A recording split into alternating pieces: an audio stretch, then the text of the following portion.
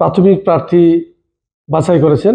আসলে তাতে সৌদি আরব মধ্যপ্রাচ্যের একজন প্রতিনিধি তাদের চাচ্ছে, যে কোনো একজন অন্তত প্রবাসীদের কিনে কথা বলার সুযোগ পাবে। তার জন্য সরাসরি যে প্রবাসীদের কাছে চলে যাচ্ছি, আসলে প্রবাসীরা কি বলছে বাংলা জাতীয়তাবাদী দলের 237টি প্রার্থী বাছাইয়ের বিষয় নিয়ে আমি সরাসরি তাদের কাছে চলে যাচ্ছি। আমার সঙ্গে থাকুন। বিসমিল্লাহির রহমানির রহিম। প্রবাসে দীর্ঘদিন ধরে রাজনীতি করে আসছি।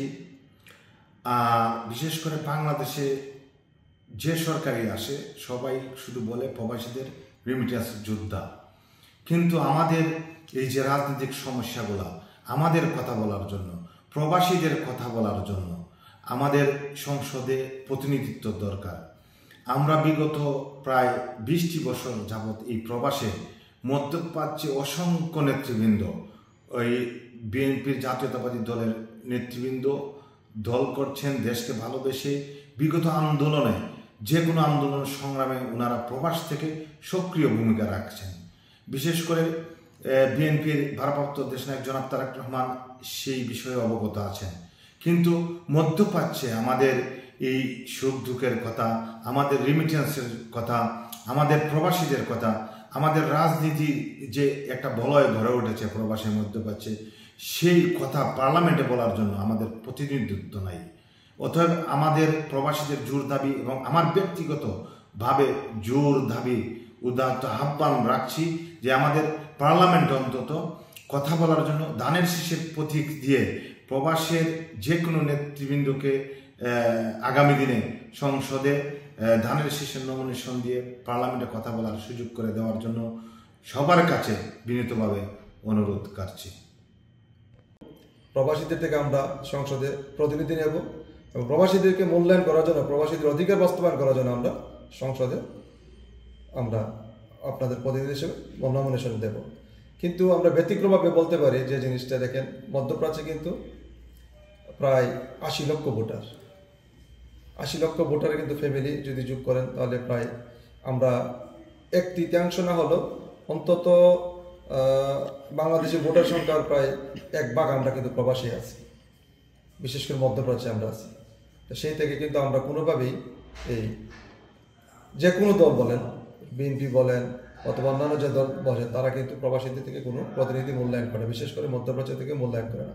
আমরা দোষ দাবি জানাবো, আমরা যেহেতু মধ্যপ্রাচ্যে আছি, আমরা রাজনীতির সাথে সম্পর্কিত, আমাদের নেতৃবৃন্দ আছে যারা বাংলাদেশের পার্লামেন্টে বসার মতো যোগ্যতা আছে, যারা নেতৃত্ব দেওয়ার যোগ্যতা আছে, তাদেরকে আপনারা প্রবাসীদের স্বার্থে, প্রবাসীদের মূল্যায়নের স্বার্থে আপনারা মূল্যায়ন করবেন।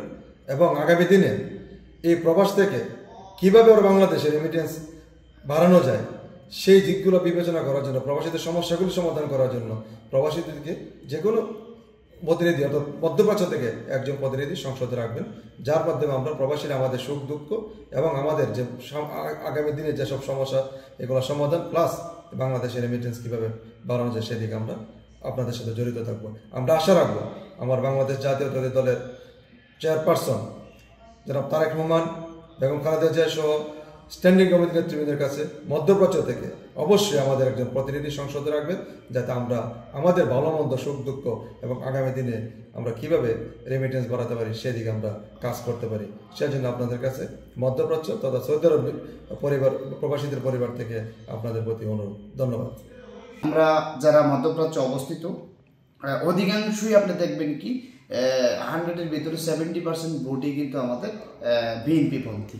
কারণ প্রবাসী যারা থাকে তারা বিএনপিকে ভালোবাসে, আর এই বিএনপিকে ভালোবাসায় সৌদি আরবে যদি আপনার 40 লক্ষ ভোটার থাকে, তার থেকে আপনি 30 লক্ষই পাবেন বিএনপি পন্থী। তো তাই আমি বলবো, আমরা যারা সৌদি আরবে আছি, আমাদের এই জায়গা থেকে একজন প্রতিনিধিত্বের জন্য আমরা দীর্ঘদিন সরকারের কাছে অথবা দেশের যারা নীতি নির্ধারক তাদের কাছে আমাদের একটি দাবি থাকতো কি, আমরা প্রবাস থেকে আমাদের প্রবাসীদের প্রতিনিধিত্ব চাই। কারণ হঠাৎ করে একজন মন্ত্রী এমপি যখন কোনো চেয়ারে বসে, আমাদের প্রবাসীদের যে কানুন কলা কৌশল এগুলো বুঝতে বুঝতে তার একটা টার্ম চলে যায় 5 বছর। কারণ আমরা যারা এই দেশে আসি, যারা শুরু থেকে শেষ পর্যন্ত এখন আমরা যারা অবস্থিত আছি এই দেশে, আমরা কিন্তু এই দেশের কানুনগুলো জানি। আমরা যারা প্রবাসী, যারা আমাদেরকে নেতৃত্ব দেয়, যাদের নেতৃত্বে আমরা ঐক্যবদ্ধ, তারা কিন্তু আমাদের এই কানুন আর নিয়ম কানুন সব কিছু জানে। কারণ প্রবাসীর নেতৃত্বে প্রবাসীদেরই থাকা উচিত। কারণ বাংলাদেশ থেকে হুট করে আপনি একজনকে এনে বসিয়ে দিলেন, সে কিন্তু আমাদের প্রবাসীর নিয়ম কানুনগুলো বুঝতে বুঝতেই তার 5 বছর চলে যায়।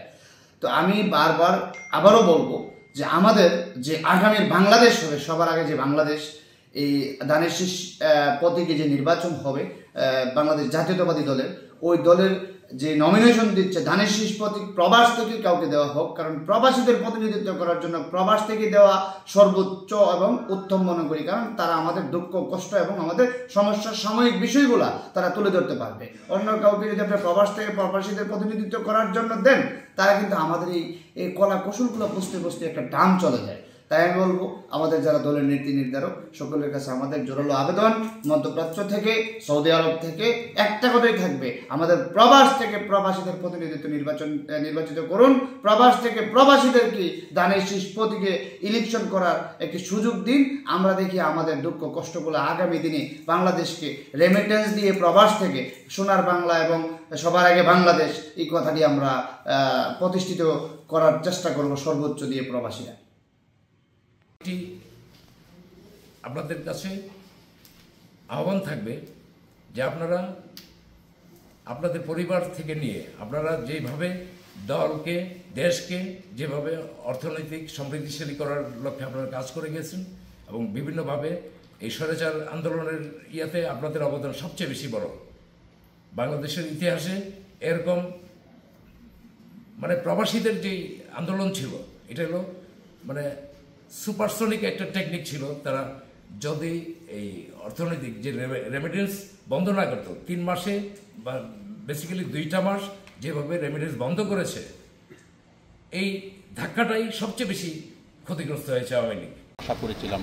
তার কারণটা হচ্ছে, আমি একটু বলি, গত কিছুদিন আগে যেহেতু আমাদের ভারপ্রাপ্ত চেয়ারম্যান তিনি কিন্তু দেশের বাইরে, উনি অনেক বক্তব্যের মধ্যে বলে গিয়েছিল যে প্রবাসীদেরকে কমিটির ক্ষেত্রে হোক, যে কোনো ক্ষেত্রে 5% কোটা কিন্তু আমাদের জন্য রেখে গিয়েছিলেন।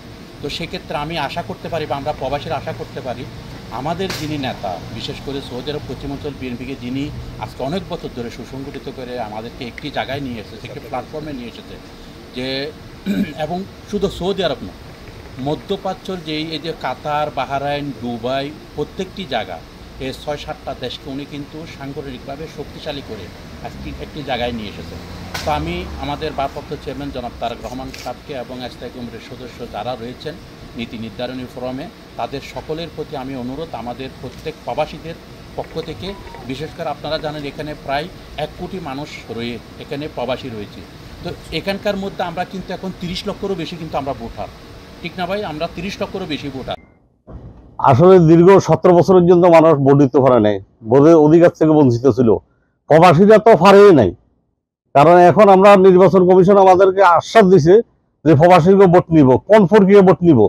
যদি এখানে প্রবাসী, অনেক প্রবাসী আছে, এরা ভোটার হয় না, এরকম আইডি কার্ড নাই, তাহলে আমি মনে করি যদি পাসপোর্টের মাধ্যমে যদি ভোট নিয়ে ভোটটা আদায় করে তাহলে সবচেয়ে ভালো হইব, তাহলে সব প্রবাসী ভোট দিতে পারব। আর এখানে সবচেয়ে বড় কথা হইলো যে মধ্যপ্রাচ্যে 1 কোটি প্রবাসী আছে। আমরা মধ্যপ্রাচ্য থেকে আমরা দাবি জানাই, জোর দাবি জানাই যে প্রবাসীকে একটা প্রতিনিধি যে সংসদে থাকে, তাহলে প্রবাসীকেও কথা বলার, প্রবাসীকেও সুখ দুঃখের কথা বলতে পারবো। যদি প্রতিনিধি থাকে তাহলে কে বুঝবো? প্রবাসীকেও তো ব্যথা কেউ বুঝবো না। প্রবাসীরা তো সবসময় যে কোনো দেশের কাশিতে প্রবাসীদের দেশের জন্য দাঁড়ায় সবসময়। আমি এটুকু বলবো। আর